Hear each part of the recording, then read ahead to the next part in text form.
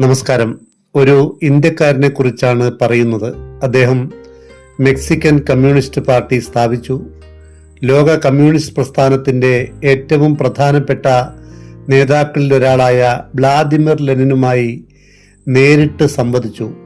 Lenin തയ്യാറാക്കിയ പ്രബന്ധത്തിന് ഉപകുറിപ്പ് തയ്യാറാക്കി. സ്റ്റാലിന്റെ രാഷ്ട്രീയ നേതൃത്വവുമായി ഏറ്റുമുട്ടി. ചൈനീസ് വിപ്ലവത്തിന്റെ നിർണായക ഘട്ടത്തിൽ പങ്കെടുത്തു. കമ്മ്യൂണിസ്റ്റ് പാർട്ടി ഓഫ് ഇന്ത്യയുടെ താഷ്കന്റ് ഗ്രൂപ്പ് സ്ഥാപിച്ചു. പിന്നീട് കമ്മ്യൂണിസത്തെ തന്നെ തള്ളിപ്പറഞ്ഞു. അവസാനം മനുഷ്യന്റെ സ്വാതന്ത്ര്യത്തിനും യുക്തിചിന്തയ്ക്കും പ്രാധാന്യം നൽകുന്ന പുതിയൊരു ചിന്താധാര മുന്നോട്ട് വെച്ചു. അതിന് അദ്ദേഹം നൽകിയ പേര് റാഡിക്കൽ ഹ്യൂമനിസം. അതെ, മാനവേന്ദ്രനാഥ് റോയ് എന്ന MN റോയിയെ കുറിച്ചാണ് പറയുന്നത്. അദ്ദേഹത്തിന്റെ അസാധാരണ ജീവിതകഥ ചുരുക്കി പറയാം. ബാല്യത്തിൽ തന്നെ വിപ്ലവത്തിന്റെ തീ. 1887 മാർച്ച് 21 പശ്ചിമ ബംഗാളിലെ നോർത്ത് 24 പർഗാനാസിലെ അർബേലിയ, അവിടെയാണ് റോയ് ജനിച്ചത്. അദ്ദേഹത്തിന്റെ യഥാർത്ഥ പേര് നരേന്ദ്രനാഥ് ഭട്ടാചാര്യ. ഒരു ബ്രാഹ്മണ കുടുംബം. അച്ഛനും മുത്തച്ഛനും ക്ഷേത്രത്തിൽ പുരോഹിതന്മാർ. നാട്ടിൽ തന്നെ സ്കൂൾ വിദ്യാഭ്യാസം പൂർത്തിയാക്കി. പിന്നീട് ശ്രീ അരവിന്ദന്റെ കീഴിൽ നാഷണൽ കോളേജിൽ പഠിച്ചു. അത് ഇന്ത്യയിൽ രാഷ്ട്രീയ ചൂട് അതിവേഗം ഉയർന്നുകൊണ്ടിരുന്ന കാലമായിരുന്നു. സ്വാമി വിവേകാനന്ദന്റെ രചനകൾ, ബങ്കിം ചന്ദ്ര ചാറ്റർജിയുടെ കൃതികൾ, ഇവ യുവാക്കളുടെ മനസ്സിൽ പുതിയൊരു തീ കൊളുത്തുകയായിരുന്നു. വിപ്ലവ ദേശീയത അഥവാ റവല്യൂഷണറി നാഷണലിസം. ദേശീയ സ്വാതന്ത്ര്യത്തിനോ ദേശീയ അവകാശങ്ങൾക്കു വേണ്ടി സായുധ മാർഗത്തിലൂടെ പോരാടുന്ന ദേശീയവാദ ചിന്ത. ഈ ചിന്ത നരേന്ദ്രനാഥിനെയും സ്വാധീനിച്ചു. അനുശീലൻ സമിതിയിലേക്ക്. ബ്രിട്ടീഷുകാരുടെ 1905 ബംഗാൾ വിഭജനം, അതിനെതിരെ ശക്തമായ പ്രതിഷേധം. രഹസ്യ വിപ്ലവ സംഘടനകൾ വളർന്നു. അവയിൽ പ്രധാനപ്പെട്ട ഒന്നായിരുന്നു അനുശീലൻ സമിതി. റോയും ആ രഹസ്യ വിപ്ലവ പ്രസ്ഥാനത്തിലേക്കെത്തി. അദ്ദേഹത്തിന്റെ മനസ്സിൽ ഒരു വിശ്വാസം ശക്തമായി. പോരാട്ടത്തിലൂടെ മാത്രമേ ഇന്ത്യക്ക് സ്വാതന്ത്ര്യം നേടാനാവൂ. പക്ഷേ പോരാട്ടത്തിന് ആയുധങ്ങൾ വേണം, പണം വേണം. അതിനാൽ വിദേശ സഹായം തേടാൻ വിപ്ലവകാരികൾ തീരുമാനിച്ചു. അവരുടെ കണ്ണുകൾ ജർമ്മനിയിലേക്ക് തിരിഞ്ഞു. ബ്രിട്ടന്റെ ശത്രുവാണവർ. ജർമ്മൻ ചക്രവർത്തിയായ കൈസറിന്റെ സഹായം തേടണം. ആയുധങ്ങളും പണവും നേടുക. അതുപയോഗിച്ച് ബ്രിട്ടീഷുകാർക്കെതിരെ പോരാടുക. അങ്ങനെ ഒരു വലിയ പദ്ധതി രൂപപ്പെട്ടു. ഒന്നാം ലോക മഹായുദ്ധവും ജർമ്മൻ സഹായവും. 1914 ഓഗസ്റ്റ് ഒന്നാം ലോക മഹായുദ്ധം ആരംഭിച്ചു. ബ്രിട്ടൻ യുദ്ധത്തിൽ പ്രവേശിച്ചു. വിപ്ലവകാരികൾക്ക് തോന്നി, ഇതാണ് അവസരം. ബ്രിട്ടൻ യുദ്ധത്തിൽ കുടുങ്ങിയിരിക്കുന്നു. ഇന്ത്യയിൽ കലാപം സൃഷ്ടിക്കണം. വിദേശത്ത് പ്രവർത്തിച്ചിരുന്ന ഇന്ത്യൻ ദേശീയവാദികൾ ജർമ്മൻ തലസ്ഥാനമായ ബെർലിനിൽ ഇന്ത്യൻ വിപ്ലവ കമ്മിറ്റി രൂപീകരിച്ചു. ജർമ്മൻ സർക്കാരിനോട് സഹായം അഭ്യർത്ഥിച്ചു. ആയുധങ്ങൾ വേണം, പണം വേണം. ആ സഹായം ഇന്ത്യയിൽ എത്തിക്കണം.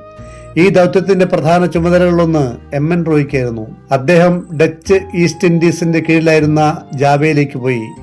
പക്ഷേ പ്രതീക്ഷിച്ച സഹായം ലഭിച്ചില്ല. ഇന്ത്യയിൽ നിന്ന് പുറപ്പെട്ട വിപ്ലവകാരി. 1915 റോയ് ഇന്ത്യ വിട്ടു. പക്ഷേ ലക്ഷ്യം ചെറുതായിരുന്നില്ല. വലിയൊരു സായുധ വിപ്ലവം, വലിയൊരു പദ്ധതി.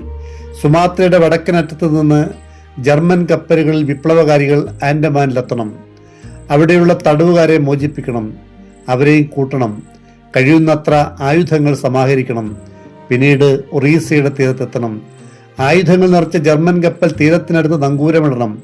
കൂടുതൽ തോക്കുകൾ ശേഖരിക്കണം. ആവശ്യമായ ബാക്കി ആയുധങ്ങൾ ചൈനീസ് കള്ളക്കടത്തുകാരിൽ നിന്ന് വാങ്ങണം. പദ്ധതി വലുതായിരുന്നു. പക്ഷേ യാഥാർത്ഥ്യം മറ്റൊന്നായിരുന്നു. പണം ലഭിച്ചില്ല. മാത്രമല്ല, ഇക്കാര്യത്തിന് അനുമതി നൽകേണ്ട ജർമ്മൻ കോൺസൽ ജനറൽ തന്നെ മുങ്ങിയതായി റോയ് തന്റെ ഓർമ്മക്കുറിപ്പിൽ രേഖപ്പെടുത്തിയിട്ടുണ്ട്. പദ്ധതി തകർന്നു. റോയ് നിരാശനായി. പക്ഷേ പിന്മാറിയില്ല. ജാവയിൽ നിന്ന് ജപ്പാനിലേക്ക്. ഇന്തോനേഷ്യയിൽ നിന്ന് റോയ് ജപ്പാനിലേക്ക് പോയി. അവിടെയും ലക്ഷ്യം ഒന്ന്, സഹായം തേടുക.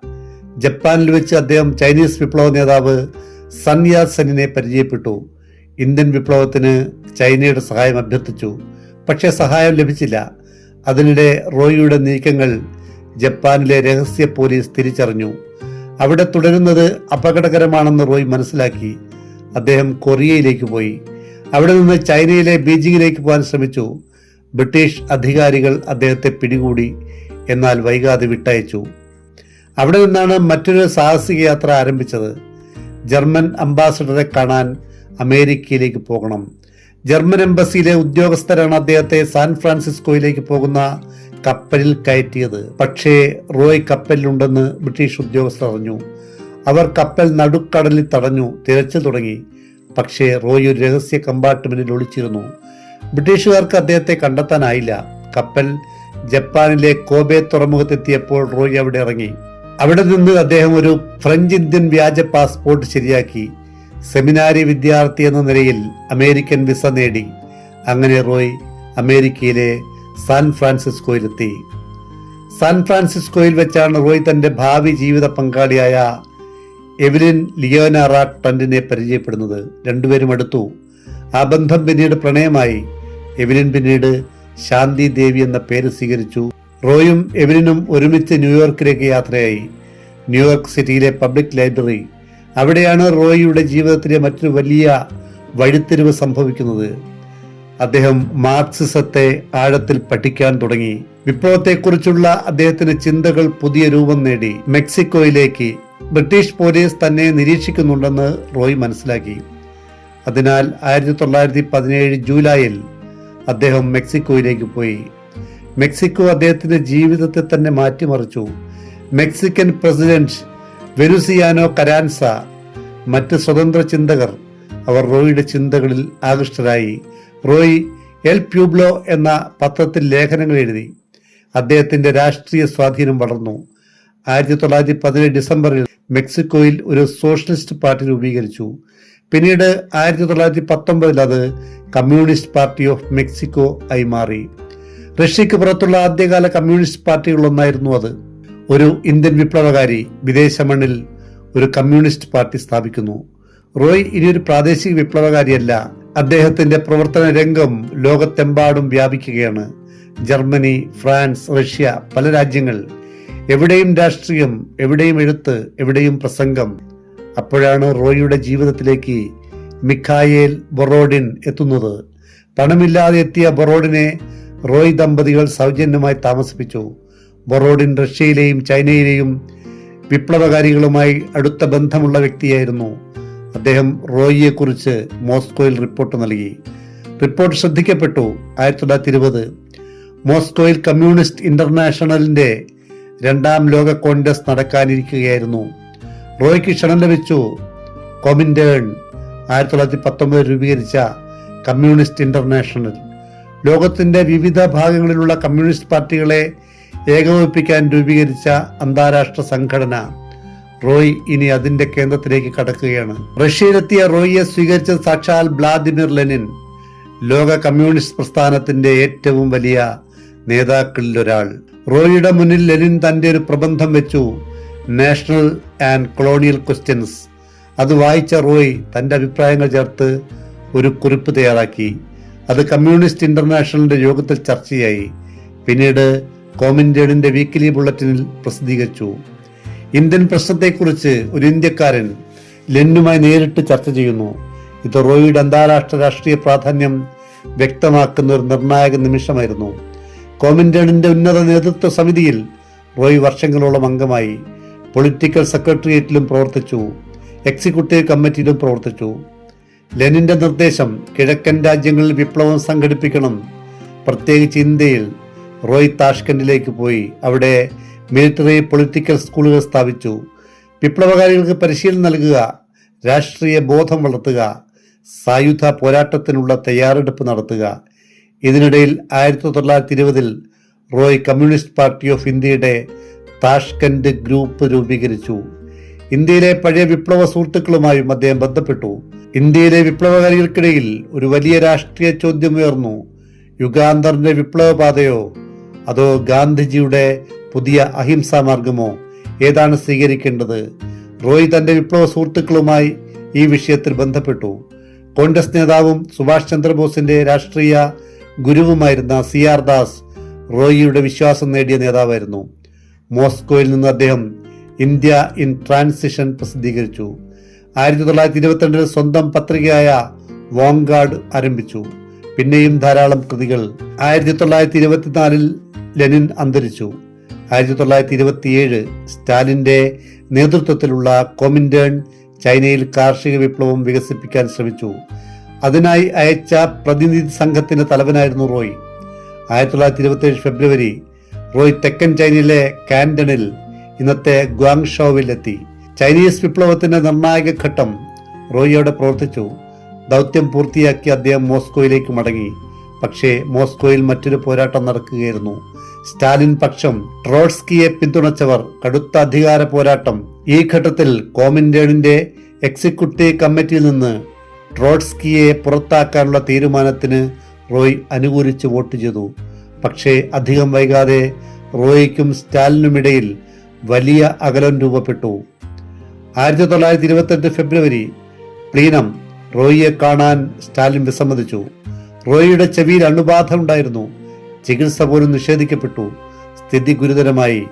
1928 മെയ് ട്രോട്സ്കിയെ റഷ്യയിൽ നിന്ന് നാടുകടത്തി. റോയിയും അപകടത്തിലായി. പക്ഷേ ബുഖാറിന്റെ സഹായം ലഭിച്ചു. നിക്കോളായ് ബുഖാരിൻ അദ്ദേഹത്തിന്റെ സഹായത്തോടെ റോയ് റഷ്യ വിട്ടു. വൈകാതെ കോമിന്റേണും റോയിയെ പുറത്താക്കി.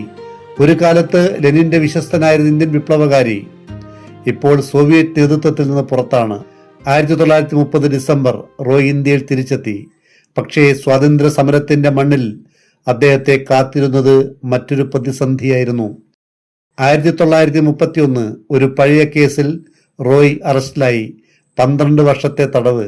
അണ്ടർഗ്രൗണ്ടിൽ കോൺഗ്രസുമായി സഹകരിച്ച് പ്രവർത്തിച്ചിരുന്ന റോയിയെ കമ്മ്യൂണിസ്റ്റുകാരാണ് ഒറ്റിക്കൊടുത്തതെന്ന് അറിയപ്പെടാത്ത EMS എന്ന പുസ്തകത്തിൽ പറയുന്നുണ്ട്.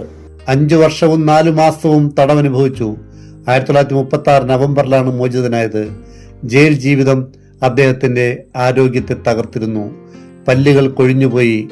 ചെവിയിൽ അസഹനീയമായ വേദന, ഹൃദയരോഗം, വൃക്കരോഗം, ശ്വാസകോശ രോഗം. ശരീരം തളർന്നുകൊണ്ടിരുന്നു. പക്ഷേ മനസ്സ് തളർന്നില്ല. ജയിലിൽ കഴിയുമ്പോഴും അദ്ദേഹം പഠിച്ചു, എഴുതി, ചിന്തിച്ചു. അവിടെ വെച്ചാണ് the philosophical consequence of modern science എന്ന 3000 പേജോളം വരുന്ന ഒരു വലിയ പ്രബന്ധം അദ്ദേഹം തയ്യാറാക്കിയത്. കോൺഗ്രസിനെ ബഹിഷ്കരിക്കണമെന്ന് കോമിന്റേൺ ആവശ്യപ്പെട്ടപ്പോൾ റോയ് ഇന്ത്യൻ കമ്മ്യൂണിസ്റ്റുകളോട് കോൺഗ്രസിൽ ചേരാനാണ് ആവശ്യപ്പെട്ടത്. ഇവിടെ റോയിയുടെ രാഷ്ട്രീയ ചിന്ത വ്യത്യസ്തമായിരുന്നു. ഗാന്ധിജിയുടെ മാർഗം മാത്രം പിന്തുടരണമെന്നല്ല അദ്ദേഹം പറഞ്ഞത്. ജനാധിപത്യപരമായ ഒരു ഭരണഘടനാ നിർമ്മാണ സഭ വഴി അധികാരം കൈമാറണമെന്നായിരുന്നു അദ്ദേഹത്തിന്റെ നിലപാട്. സുഭാഷ് ചന്ദ്രബോസ് അദ്ദേഹത്തിന്റെ ആശയങ്ങളെ പിന്തുണച്ചു. ജവഹർലാൽ നെഹ്റുവും അനുകൂല നിലപാട് സ്വീകരിച്ചു. പക്ഷേ ഗാന്ധിജി എതിർത്തു. റോയിയുടെ സ്വതന്ത്ര രാഷ്ട്രീയ നിലപാട് ശക്തമായി. ഗാന്ധിജിയുമായുള്ള അകലം വർദ്ധിച്ചു. കമ്മ്യൂണിസ്റ്റുകളുമായുള്ള അകലവും കൂടി. ഇതിനിടയിൽ റോയിയുടെ വ്യക്തിജീവിതത്തിലും മാറ്റമുണ്ടായി. ആദ്യ ഭാര്യയായ എവലിനുമായുള്ള ബന്ധം വേർപിരിഞ്ഞിരുന്നു. പിന്നീട് അദ്ദേഹം എലൻ ഗോഡ്ഷാൽക്കിനെ വിവാഹം കഴിച്ചു. എലൻ അദ്ദേഹത്തിന് ഒരു ജീവിത പങ്കാളി മാത്രമായിരുന്നില്ല, അടുത്ത സഹപ്രവർത്തകയായിരുന്നു, ബുദ്ധിമതിയായ സഹായിയായിരുന്നു. റോയും എലനും ഡെറാഡൂണിൽ താമസമാക്കി. 1938 സുഭാഷ് ചന്ദ്രബോസ് കോൺഗ്രസിന്റെ പ്രസിഡന്റായി തിരഞ്ഞെടുക്കപ്പെട്ടു. കോൺഗ്രസിനുള്ളിൽ രാഷ്ട്രീയ പ്രതിസന്ധി ഉടലെടുത്തു. റോയി ആ സാഹചര്യം ശ്രദ്ധിച്ചു. ഒരു ബദൽ നേതൃത്വം സൃഷ്ടിക്കാൻ അദ്ദേഹം ശ്രമിച്ചു. പൂനെയിൽ അദ്ദേഹം ലീഗ് ഓഫ് റാഡിക്കൽ കോൺഗ്രസ്മെൻ രൂപീകരിച്ചു. പക്ഷേ കാലം കടന്നപ്പോൾ റോയ് മറ്റൊരു നിഗമനത്തിലെത്തി. ബൂർഷ്വാ ജനാധിപത്യത്തിലും അദ്ദേഹത്തിന് പൂർണ്ണ വിശ്വാസമില്ല, കമ്മ്യൂണിസത്തിലുമില്ല. അപ്പോൾ എന്താണ് വഴി? റോയ് പുതിയൊരു ചിന്താധാര രൂപപ്പെടുത്താൻ തുടങ്ങി. Radical humanism. മനുഷ്യനാണ് കേന്ദ്രം, മനുഷ്യന്റെ സ്വാതന്ത്ര്യം, മനുഷ്യന്റെ യുക്തിചിന്ത, മനുഷ്യന്റെ പുരോഗതി, ഇവയ്ക്ക് പ്രാധാന്യം നൽകുന്ന ഒരു പുതിയ ദർശനം. റോയ് അതിന് പേര് നൽകി റാഡിക്കൽ ഹ്യൂമനിസം. അദ്ദേഹത്തിന്റെ പ്രധാന കൃതിയായ റീസൺ, റൊമാന്റിസിസം ആൻഡ് റെവല്യൂഷൻ എന്ന ഗ്രന്ഥത്തിൽ ഈ ചിന്തകൾ അദ്ദേഹം വിശദമായി അവതരിപ്പിച്ചു. 1939 രണ്ടാം ലോക മഹായുദ്ധം. റോയ് വീണ്ടും വ്യത്യസ്തമായ നിലപാട് സ്വീകരിച്ചു. ഹിറ്റ്ലറുടെ ജർമ്മനി, മുസോളിനിയുടെ ഇറ്റലി, ഫാസിസത്തിന്റെ ഇരുണ്ട ശക്തികൾ. റോയ് അവയെ ശക്തമായി എതിർത്തു. അദ്ദേഹത്തിന്റെ നിലപാട് വ്യക്തമായിരുന്നു. ആദ്യം ഫാസിസത്തെ പരാജയപ്പെടുത്തണം. ബ്രിട്ടനും ഫ്രാൻസും ഫാസിസത്തിനെതിരായ യുദ്ധത്തിലായിരുന്നു. അതിനാൽ അവരെ പിന്തുണയ്ക്കണമെന്നായിരുന്നു റോയിയുടെ നിലപാട്. ഇത് സ്വാതന്ത്ര്യ സമരത്തിന്റെ പൊതുവായ നിലപാടിൽ നിന്ന് വളരെ വ്യത്യസ്തമായിരുന്നു. റോയ് കോൺഗ്രസുമായുള്ള ബന്ധം വിച്ഛേദിച്ചു. 1940 റാഡിക്കൽ ഡെമോക്രാറ്റിക് പാർട്ടി അദ്ദേഹം രൂപീകരിച്ചു. 1942 ഗാന്ധിജി ക്വിറ്റ് ഇന്ത്യ പ്രസ്ഥാനം ആരംഭിച്ചു. ബ്രിട്ടീഷുകാർ ഇന്ത്യ വിടണം. രാജ്യം പ്രക്ഷുബ്ധമായി. ബ്രിട്ടീഷ് സർക്കാർ തിരിച്ചടിച്ചു. കോൺഗ്രസിന്റെ ഭൂരിഭാഗം പ്രധാന നേതാക്കളെയും വിചാരണ കൂടാതെ തടവിലാക്കി. പക്ഷേ റോയിയുടെ നിലപാട് വ്യത്യസ്തമായിരുന്നു. ജർമ്മനിയും അച്ചുതണ്ട് ശക്തികളും വിജയിച്ചാൽ എന്ത് സംഭവിക്കും? റോയിയുടെ മറുപടി വ്യക്തമായിരുന്നു.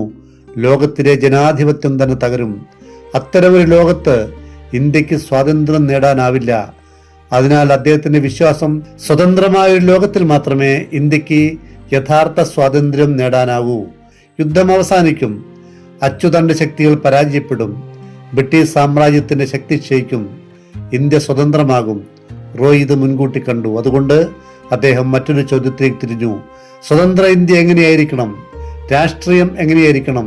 സമ്പദ് വ്യവസ്ഥ എങ്ങനെയായിരിക്കണം? വികസനം എങ്ങനെ മുന്നോട്ട് പോകണം? റോയ് അദ്ദേഹത്തിന്റെ പ്രസിദ്ധീകരണമായ ഇൻഡിപെൻഡന്റ് ഇന്ത്യയിൽ ലേഖനങ്ങൾ എഴുതി. പുതിയ ഇന്ത്യയുടെ സാമ്പത്തികവും രാഷ്ട്രീയവുമായ ഘടനയെക്കുറിച്ച് അദ്ദേഹം ചിന്തിച്ചു. ഒരു 10 വർഷത്തെ പദ്ധതി തയ്യാറാക്കി. കോൺസ്റ്റിറ്റ്യൂഷൻ ഓഫ് ഫ്രീ ഇന്ത്യ എന്ന പേരിൽ സ്വതന്ത്ര ഇന്ത്യയുടെ ഭരണഘടനയുടെ ഒരു കരടും തയ്യാറാക്കി. റോയിയുടെ വിപ്ലവ ജീവിതത്തിൽ ഏറ്റവും ആഴത്തിൽ സ്വാധീനം ചെലുത്തിയ വ്യക്തികളിൽ ഒരാളായിരുന്നു ബാഘ ജതിൻ. ജതീന്ദ്രനാഥ് മുഖർജി.